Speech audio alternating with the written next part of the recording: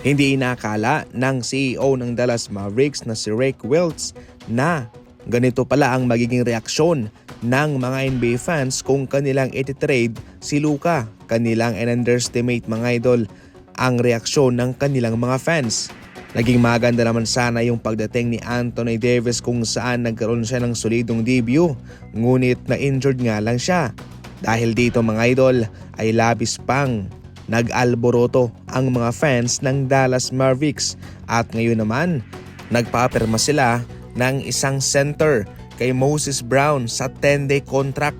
Mas lalong lumalala itong sitwasyon ngayon ng Dallas Mavericks mga idol. Sa paggawa ko ng video ito ay injured nga ho sina Anthony Davis, Daniel Gafford, Derek Lively at pati si Dwight Powell. Samantalang si PJ Washington naman ay nakamiss na ng mga laban at sa kanilang pagbabalik ay questionable pa rin siya. Sa ngayon mga idol, pagtsatsagaan muna ng Dallas Mavericks itong si Moses Brown na nag-a-average ng 3 points sa loob ng 5 minutes na playing time. Sa iba mga balita, gagawin mismo ni Jimmy Butler na siya'y magkakampyon sa Golden State Warriors at siya'y magkakasingsing. Yan mismo ang kanyang sinabi sa isang podcast mga idol. Ayon kay Jimmy Butler, "I'm so happy over there.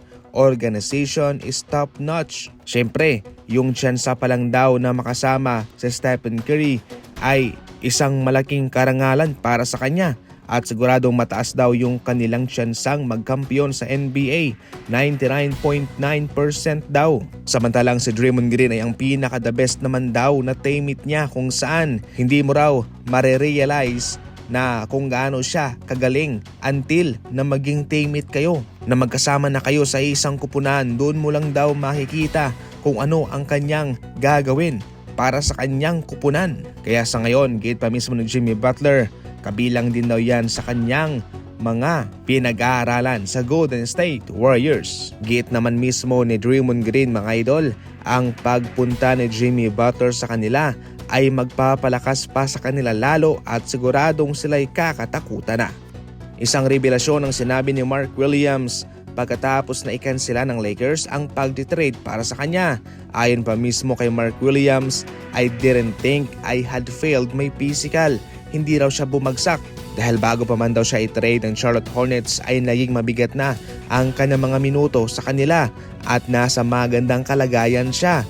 At yung kanyang kalusugan ay 100% na tinatrack. Kaya hindi niya alam kung bakit pagdating doon ay bumagsak siya at kinansela.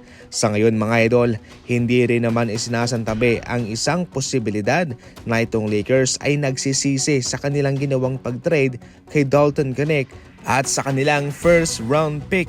Kaya sa ngayon, tumutugma na nagreklamo itong Charlotte Hornets sapagkat para sa kanila ay wala rin namang daong basihan na bumagsak itong si Mark Williams. Dahil yung nga, sinabi mismo ni Mark Williams na siya'y healthy naman daw.